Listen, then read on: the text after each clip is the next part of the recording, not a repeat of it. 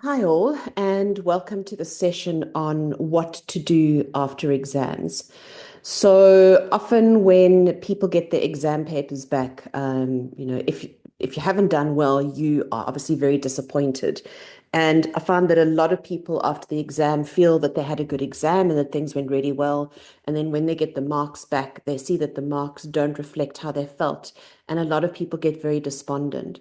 So there are a couple of things that I wanted to say here. First of all, if you are in grades up to grade 11, the junior exams are important. The marks do count, but the end of the year exams are more important. Obviously, if you're in grade 11, your marks are important for university. So you need to use this opportunity to work out where you still have weaknesses. If you are in matric, your June exams are not that big a deal. And it's important to put it into perspective because a lot of matrics after their June exams start panicking and thinking, oh, I'm going to fail matric or I'm going to do really poorly in matric. No, it's not like that. Remember that your June exams make up a very tiny part of that 25% of your final mark. So it's not all doom and gloom. But what it should be is if you have not done as well as you thought you were going to do, it should be a wake up call. And this is very important. And that's why I'm doing this session because I need you guys to look at your exam papers in a very different way. And that's why I'm posting this now before you actually get your exams back. So the main thing that you need to remember is you have to take responsibility for your work. I have far too many students that say that they've studied, think that they've done well in the exam, and they don't do well. And then when they get a bad mark, they blame other people. They blame the teachers, they blame home, they blame whatever. They say the exam was too difficult, but they're not taking responsibility. If you want to do well in a subject, and I'm talking specifically about Afrikaans, but this applies to any subject. If you want to do well in a subject, you have to take responsibility. Stop blaming other people. Stop blaming your teacher. Stop blaming the school. Stop blaming your parents. Don't stop blaming.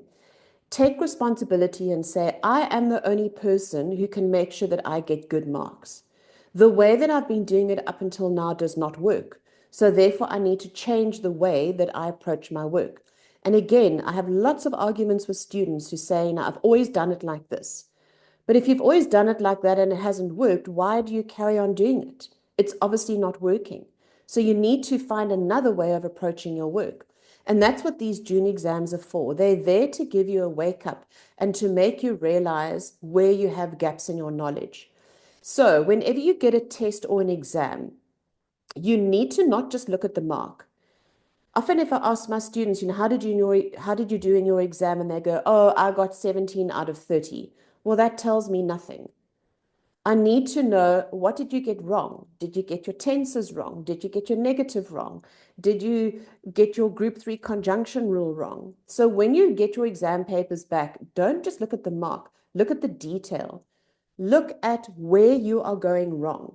And I've given you a whole lot of things here for you to look at. So in your comprehension and your writing, did your vocab let you down? And most people, yes, their vocab does let them down because most people don't study vocab properly. If you are in grades up until grade 11, it's not too late to learn vocab. And I have got a video in my YouTube channel on how to learn vocab. And term 3 should definitely be a vocab term for you guys. There's no excuse. If you want to do well in Afrikaans, you have to learn your vocab. There's no getting around it. It can't be taught. You can't blame the teacher. The only person who's responsible for learning vocab is you. So stop making excuses and you need to put time aside. And you'll see in my video, I say you only need 10 to 15 minutes every day. Remember that a language is a long-term thing. You can't study at the last minute for a language. A language is a long-term investment. You have to do a little bit of work every day. And technically, you should not be studying Afrikaans before the exams. You should be practicing. And that's a very big difference. And the reason why you're going to be practicing is you're freeing up time to learn your other subjects. Afrikaans, you're going to be learning continuously. It's not, you can't just do nothing, nothing, nothing, and then suddenly a whole lot just before the exams. That's not how you do a language. A language is a long-term commitment. And just like English, you have to do the same thing for Afrikaans. So when you're analyzing your exam paper, look and see where your weaknesses are. In your comprehensions in your writing, it's going to be vocab. For comprehensions, it's either vocab understanding the question or it's vocab answering the question. That is just learning. With your writing, you shouldn't have vocab issues with writing because when you do your writing, you should not be using words you don't know what they mean or you don't know how to spell them. And I do cover that in my writing module. It's very, very important. You can actually get a very good mark for writing if you are clever about how you write. And especially with the Department of Education kids for your paper 3, I suggest you go and get that module on writing skills because it will change your life and it'll change your marks for sure. It doesn't take a lot of work. It's more a skill rather than learning to actually improve your writing marks for paper 3. And for the IEB kids, for your paper 2 exam, specifically for your transactional writing and then for your literary essay. Your TOL rules. So when you're going through your TOL part of the exam, be specific. I always get my group 3 conjunction rule wrong, or I always forget dawn rule. You need to make detailed notes for opsomming. Am I only getting 1 out of 2? If I'm only getting 1 out of 2, it means that I'm losing marks for grammar or I'm not getting the correct facts. If that is the case, then you need to go over the skill of doing summaries. And I have got that in my modules. Basically, when you do a summary, you're starting with full marks. And every time you do something wrong, you're losing a mark. So summary is where you're giving marks away, not where you're earning marks. Grammar is about where you are earning marks. Okay, TOL rules also apply to your writing. A lot of people forget that. Writing is not just about vocab. Writing is mostly about TOL. So again, for IEB, your communicatie, your literary essay, your transactional writing, all of that is actually grammar. For Department of Education, your paper 3 is actually about grammar. And a lot of people don't understand that. Not knowing your facts. So the two parts of studying that you actually need to do for Afrikaans is poetry and set work. All the other stuff is rules and skills, but your actual studying is poetry and your set work. And for poetry, a lot of people don't know how to study poetry properly. And again, in my modules that I have on my website, I have a poetry module where I cover all the set work poems and I cover the skill of how to study poetry. Most people don't do well in poetry because they are not studying correctly. If you know your poems correctly, you will be able to understand the question. Because a lot of kids say to me, I studied my poetry really well and I knew it also off by heart and inside out, but I didn't understand the questions. Well, that doesn't make sense. Because if you know your poem, you will understand the questions. So with your poetry, and for IEB, poetry is 30 marks out of 100. And for Department of Education, poetry is 50% of your paper 2 mark. Poetry is really, really important. And most people don't put a lot of effort into poetry. So make a note of what your poetry marks are like. And if your poetry marks are low, that means you're not studying properly. And then I would suggest you go and get the poetry module on my website. Because as I say, I go through each poem in detail and I've got flashcards, I've got study guides, I've got worksheets, and I've got quizzes. So you can know your poetry really, really well. Okay, silly mistakes. So many people, when they get the exams back, go, oh, I can't believe I did that. So what has happened by the time you get to grade 11 and matric, most people have picked up bad habits. And these bad habits you picked up literally in junior school and they haven't been corrected along the way. So you've carried those bad habits all the way through to grade 11 and matric. And it's very difficult to undo bad habits. But if you are really analyzing your answer paper, you will know what your bad habits are. So most people's bad habits is that they don't know their group 3 conjunction rule properly. Most people default to omdat and they don't know how to use omdat correctly. That is a bad habit. Another bad habit is when people are writing, they put 2 verbs next to each other. You should not be doing that in matric because you should be applying your Stompie rule. And according to Stompie, you can never have 2 verbs next to each other up front in a sentence. That is a bad habit from people translating directly from English into Afrikaans. So in English, we have all of our verbs next to each other. We say, I want to go to the beach. All of our verbs are up front. In Afrikaans, you have your want to, which is your verb one, at the beginning after your subject, and then you have go, which is your main verb at the end. So ek wil na die strand gaan, not ek wil gaan na die strand.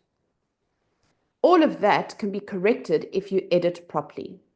And again, most people don't edit, and that's why you are losing marks. It's not because you're bad at Afrikaans, it's because you're sloppy.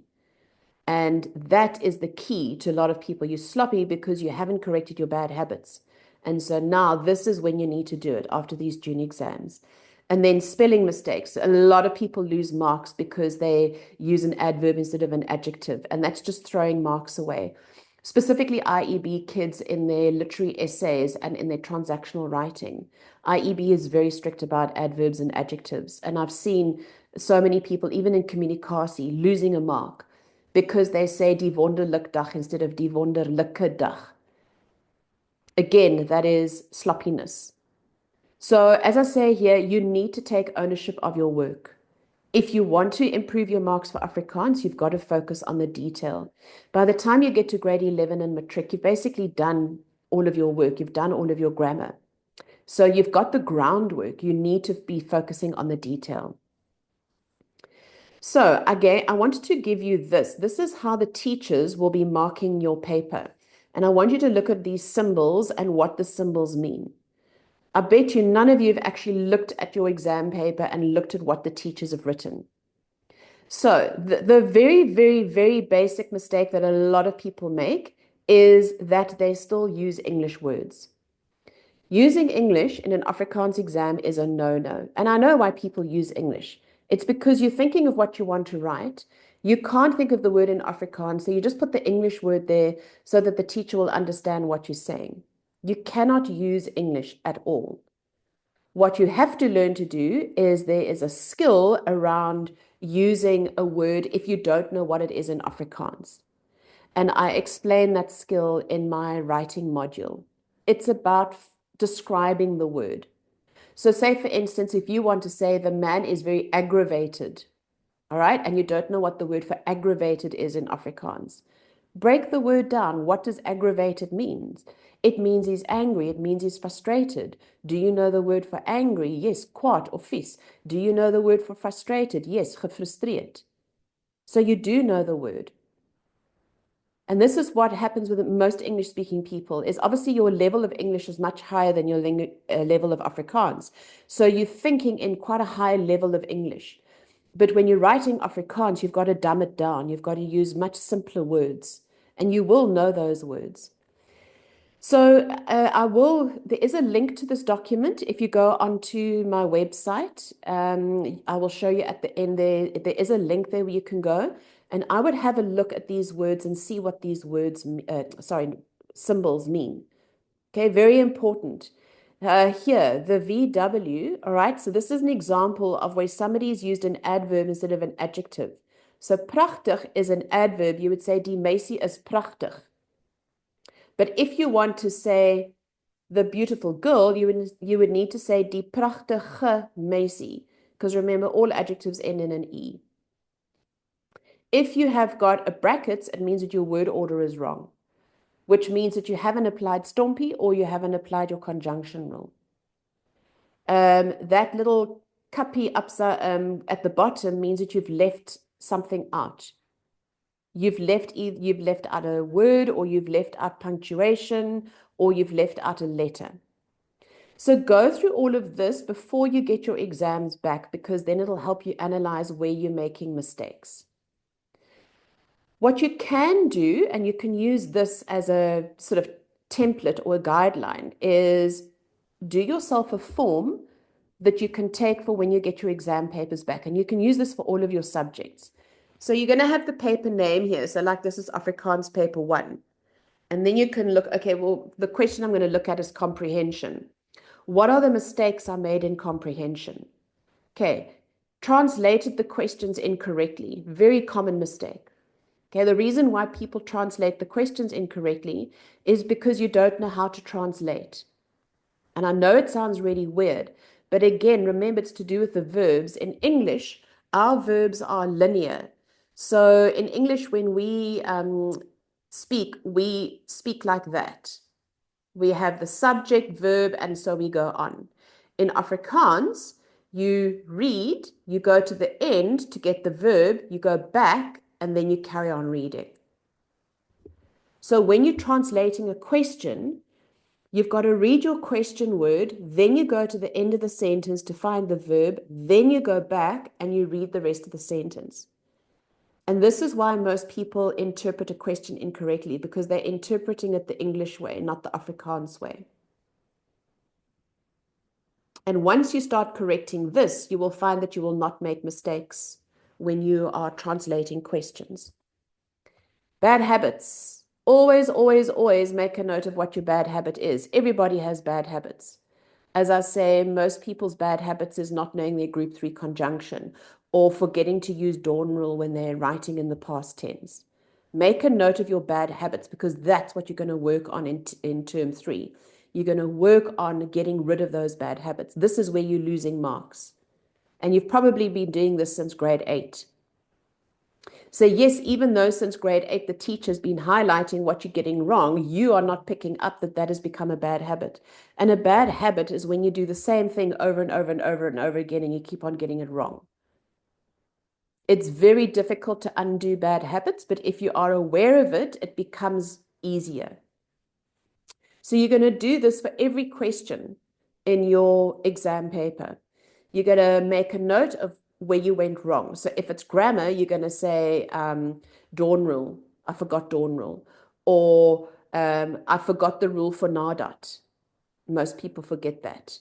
I forgot with omdat or aangesien, I need to check the meaning of the sentence.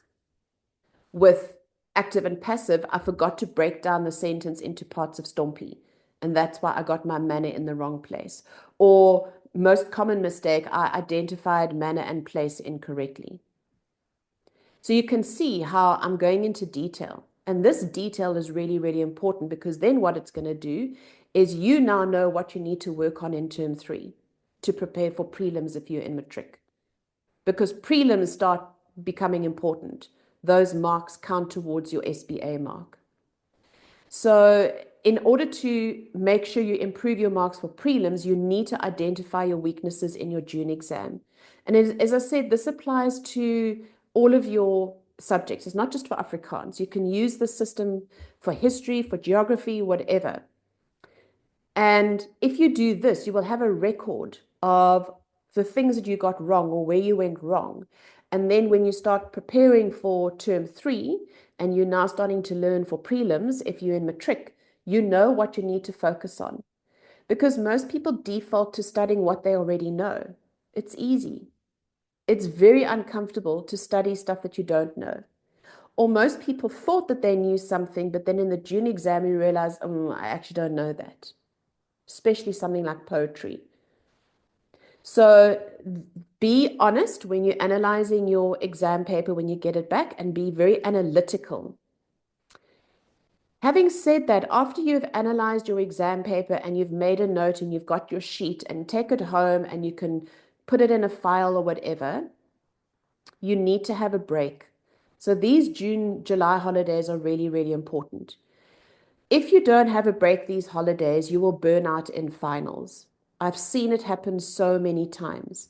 Yes, the tendency is that, oh, I did so badly in my June exams, I've got to use these June, July holidays to study. And lots of parents will say that to you. You know, when you get your marks back, the parents will say, you know, you did so badly, you're going to fail matric, you've got to improve your marks, you're not going on holiday, you've got to study these holidays. No, if you go to your parent and you show them that you've done an analysis of your exam answer papers and you've identified where all your weaknesses are, they will then say, you have taken ownership, you can have a holiday because you now know what you have to do. And so that is really, really important. You usually have about 3 weeks of holiday in the June, July holidays. So I would say take at least 2 weeks off. You need 10 days to have a complete rest.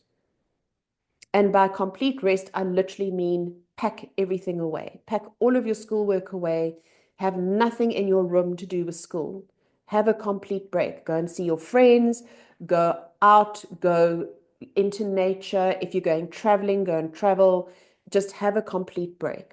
Because I promise you, when you get back after your June, July holidays, it's like prelims and then finals, and there's going to be no break. If you've got assignments that you need to do, then start working on those assignments in the last week of the holidays. Also, in the last week of the holidays, that's when you're going to look at the notes that you made when you got your exams back. And then you can start planning your work for term 3. So therefore, you can say, okay, like for Afrikaans, I need to focus on my bad habits. What are my bad habits? I need to practice a group 3 conjunction. I need to drill that rule so that I don't keep making the same bad habit again. Or instead of using omdat, I've got to use want, because want is easy. Want is a group 1 conjunction. So you need to find ways, because remember, your exam is about getting the most marks possible. At this stage, you are just focusing on maximizing your marks, because Afrikaans can be very useful for pulling up your average. It doesn't count for anything in terms of entry into a course, but it does affect your average. If you get a bad mark for Afrikaans, it pulls your average down. If you get a great mark for Afrikaans, it pulls your average up. And it can mean the difference about getting into a res or getting into your course. I had a student a few years ago who struggled with Afrikaans. He was sitting at 38%, and I started teaching him in grade 10. And by the time he wrote matric, his final mark for Afrikaans in matric was 68%. And because of that, he got into his engineering degree. And we worked really hard. We used the system that I've just given you. We kept on analyzing his answer papers, saying, okay, where is your weakness? What are your bad habits? And we worked on undoing his bad habits and on building the gaps in his knowledge. It didn't take a lot, but it made a huge difference to his marks, because he was defaulting to learning the same stuff over and over and over again, which meant that he was never progressing.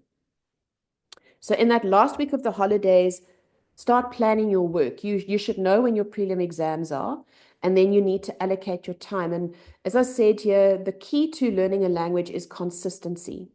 You cannot learn a language at the last minute. It's impossible. So you can even start working a bit on your Afrikaans in that last week of your holiday. You can start by learning vocab. And if you watch my video in my YouTube channel of how to learn vocab, you will see it's only like 15 minutes a day. But it's amazing the difference it makes when you learn your vocab. And I do have vocab flashcards attached to my modules on my website. There is some free vocab that I've put on my website, and you can start with that. But definitely, whenever you purchase a module, you do get free vocab with the module. And that's what I would spend my time working on.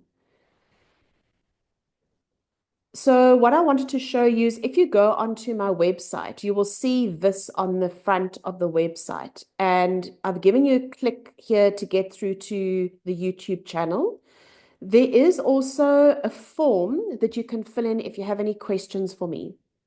So you can put the questions in the form, and I will answer them on the YouTube channel under whatever section it was. So if it was about vocab, then I'll answer under the vocab video, or if it's on writing, I'll answer under the writing video. The document here, if you want to download it, you can see it says post-exam, and you can access it there, and you can download it or print it or whatever you want to do.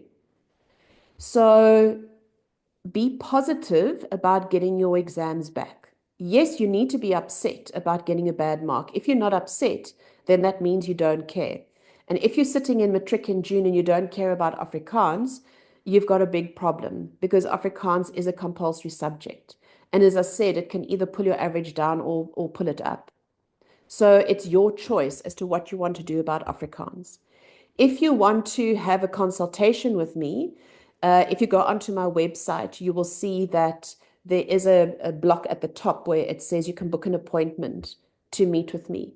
And I'm very happy to do that. I can give you some tips and advice. But the modules on my website are basically me teaching all the work. So it's like having a tutor. You can just do it in your own time. You have access to the videos 24/7 as many times as you want. And I've really packed them full of stuff. As I say, they've got quizzes and flashcards and worksheets, and there's just a whole lot of stuff on them. And now is the time that you've got to step up your investment in your Afrikaans because, as I say, it can make a huge difference to your average, positively or negatively. So take ownership of your work, have a plan as you're going to prepare for term three. And then also you would, after you get your prelim exams back, you'll do the same thing. And then you will use that analysis to help you prepare for finals. So every time you write a test, every time you write an exam, you're going to do the analysis like I've just gone through. And I promise you, if you do that, you will see a shift in your marks. So good luck. I hope it all goes well. Be positive about Afrikaans. It is a subject that can really help you. And if you take ownership and if you put in the effort now, it will make a huge difference. Whatever you do, do not leave your studying to the last minute. Afrikaans is not a last minute cram. It is a continuous plod. You've got to do a little bit of work every day. And that's what's nice about it. It takes the pressure off the exams.